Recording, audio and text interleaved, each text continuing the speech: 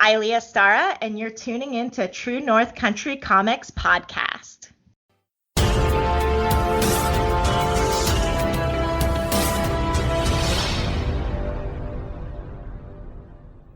Welcome to a special edition of the True North Country Comics Podcast, dedicated to promote Canadian comic book creators and supporters. I'm John Swinimer. If you have a comment, criticism, or question, you can contact me at john@truenorthcountrycomics.com. Throughout the month of May, these podcasts are dedicated to the exhibitors who would have participated at the Toronto Comic Arts Festival 2020. TCAF is an annual event that celebrates independent, amateur, and professional comic book creators in intimate settings supported by the exhibition, programming, and creator signings. On this episode, I chat with Eilie Astara. The podcast is available on Apple Podcasts and Google Podcasts. Eilie is a visual storyteller from the New York City area. She's created a series called Magikats about magic, cats, and friendship that she promotes on her online shop and as a webcomic. Eilie is a Patreon creator and a YouTuber where she creates inspiring and empowering content for her community. So, without further ado, here's my chat with Eilie Astara.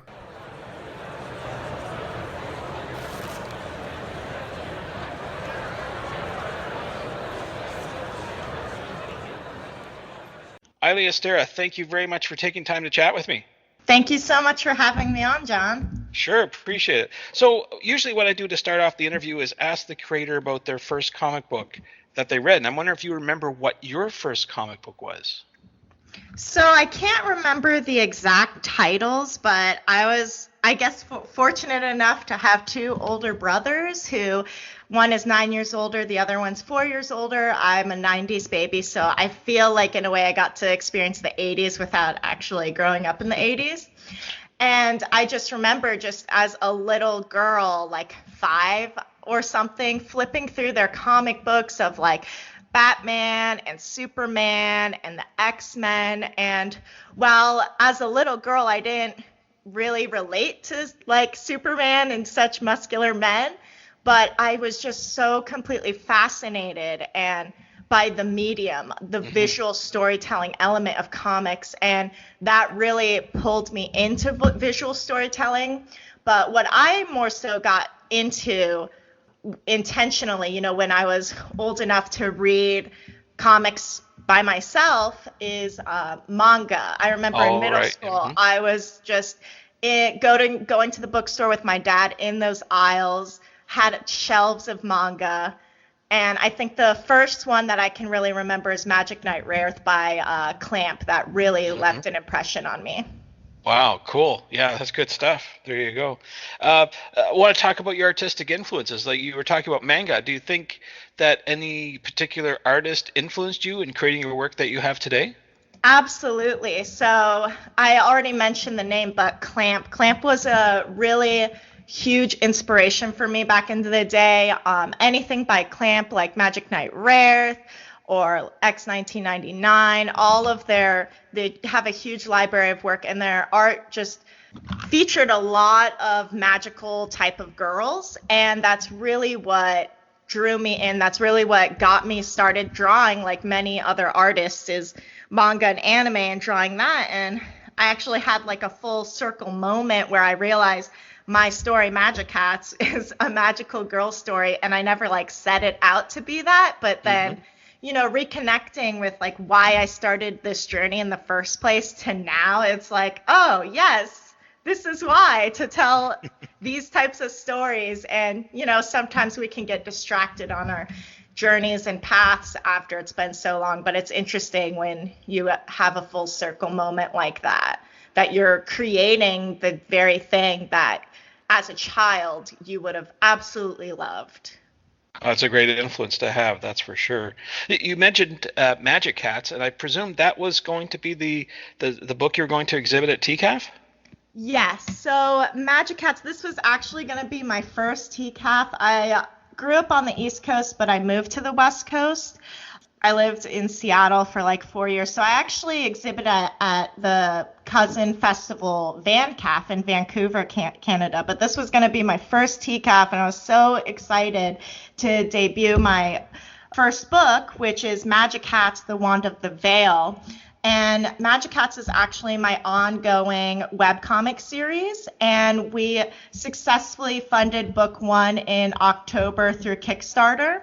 I have the books printed and they're shipped, and who knows how, with the current circumstances, how long it'll take to acquire those. But, I was totally ready, geared up with these fresh books to go to Toronto and exhibit that. But Magikats, simply put, is all about magic cats and friendship. It was actually inspired by the death of my first fur baby, Cinnamon. She was my cat that I grew up with, and I had a very deep bond. She got me through a lot of hard times, and people would even say we were soul sisters. So losing her was very traumatic for me. And whenever I experience something that cuts very deep like that, I remember reading this quote by Neil Gaiman where it's make great art. So I turned that passion and that love to memorialize our friendship into this series, into this magical girl type of story. And since then, it's totally just exploded into this epic fantasy, wholesome, cute adventure story, which features all the pets I've ever owned. They're all based on my actual pets and their actual personalities. That's a nice memory to have, absolutely. Yeah, so I just completed book 1, and so far the series that I've slated out for the story is going to be 10 books. So I'm currently working on book 2 as we speak and uploading that onto my website for my webcomic. Right. That's great. I want to talk a bit about the tools that you use to create your artwork. Can you describe those a bit and the process that you go through? So I've recently reconnected with the joy of just drawing on paper. It's something I've always known about myself, but I think, the tricks of technology and the speed and streamline can be alluring. But for me personally, when I draw on the computer, it comes out lifeless. It doesn't have as much life. So I always start in my sketchbook, and I always start with a red colored pencil first, just to find the panels, to find the shapes, to find the layouts, the compositions, and all of that. And then I'll pencil in the lines and then scan that into Clip Studio Paint, and I'll ink it digitally and color digitally, just because I would love to do a Copic marker comic, but that sounds entirely too expensive. Right, yeah. So the digital, from what I'm hearing, wasn't quite outlet for your artwork. I guess you're saying there was something that just wasn't there that was jiving with what you're trying to do. I think what I meant more specifically is that there's a lot of advantages and great aspects of technology. Don't get me wrong. That's why I use it to color in ink. But it can also be when something's too efficient or too streamlined at times for certain individuals, it can be like cutting corners. And that's what I feel like drawing on a computer feels like to me. The life gets lost. The connection between my hand, the pencil, and the paper isn't the same on a tablet. So I completely respect the medium, and people create amazing, fantastic things. I think it's just more so about figuring out your own individual process and what is best for you as an individual creator, and finding your own flow and following that formula. Oh, that's good advice for sure. So thanks for correcting me on that. Yeah. So you've talked about Magikats. You've got a whole series lined up. Is it really like you have the outline all ready to go, or is it something that's still in process?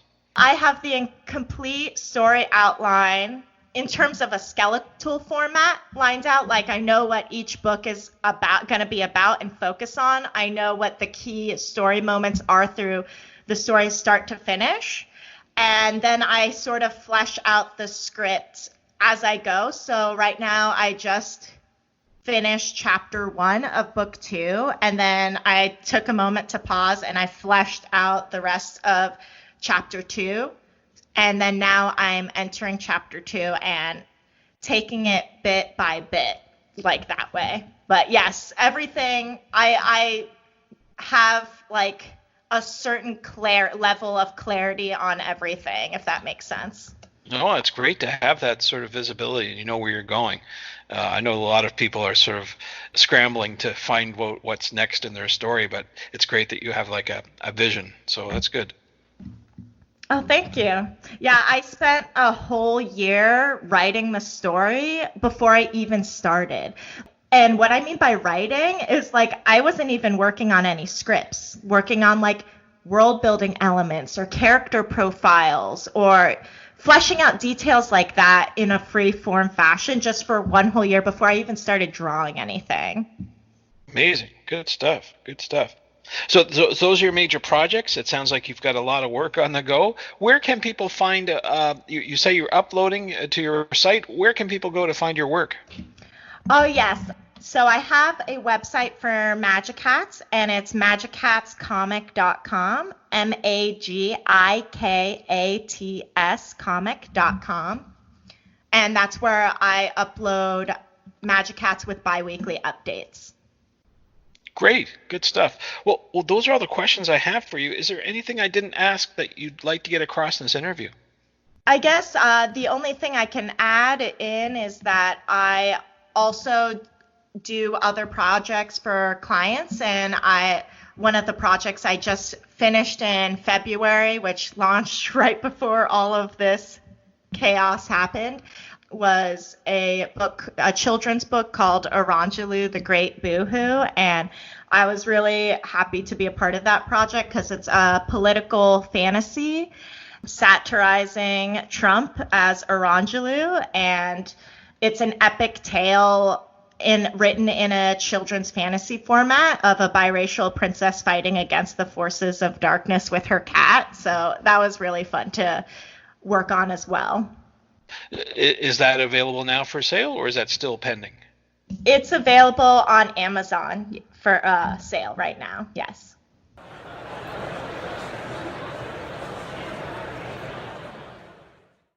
Thanks to Eilie for the chat. You can discover more about Eilie on Instagram at instagram.com/EILIEASTARA and online at eilieastara.com. And thanks to you for listening to the True North Country Comics podcast. If you haven't done so already, please subscribe to and like this podcast on Apple Podcasts. And please leave a good rating. Also check out the TrueNorthCountryComics.com website and follow along on Twitter at True North Comics. Please send your feedback to John at TrueNorthCountryComics.com. Thanks again for listening. Come back soon for another episode. Bye for now. True North Country Comics podcast is copyright True North Country Comics, copyright 2020.